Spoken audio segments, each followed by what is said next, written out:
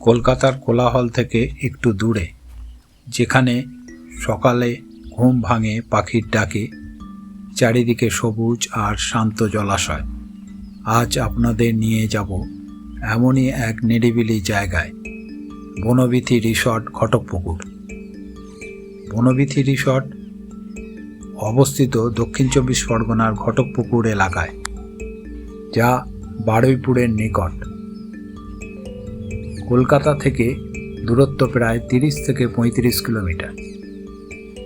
গাড়িতে গেলে সাধারণত 1 থেকে 1.5 ঘন্টার মধ্যে পৌঁছে যাওয়া যায়। ট্রাফিক কম থাকলে আরও কম সময় লাগে। বাস, ট্রেন ও প্রাইভেট ক্যাব সব পথেই যাওয়া সহজ। এই রিসর্টের সবচেয়ে বড় আকর্ষণ হলো এর প্রাকৃতিক পরিবেশ। চারিদিকে ঘন গাছপালা, সবুজ ঘাসে ঢাকা চত্বর, মাঝখানে শান্ত জলাশয়। মনে হবে যেন শহর থেকে বহু দূরের কোনো বনাঞ্চলে চলে এসেছেন।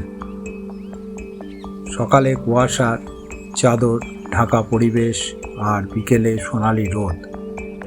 ক্যামেরা হাতে নিলে প্রতিটা মুহূর্ত ফ্রেমে বন্দি করতে ইচ্ছা করবে। থাকার ব্যবস্থা, বনবিথী রিসর্টে রয়েছে পরিষ্কার ও আরামদায়ক কটেজ ও রুম। পরিবার, কাপল কিংবা বন্ধুবান্ধবদের গ্রুপ সবাইয়ের জন্য উপযুক্ত ব্যবস্থা আছে। রুমগুলো সাধারণ হলেও পরিপাটি, সঙ্গে প্রয়োজনীয় সব সুবিধা। খাবারের ব্যবস্থাও ভালো। দেশি বাঙালি রান্নার স্বাদ এখানকার আর একটা বড় প্লাস পয়েন্ট।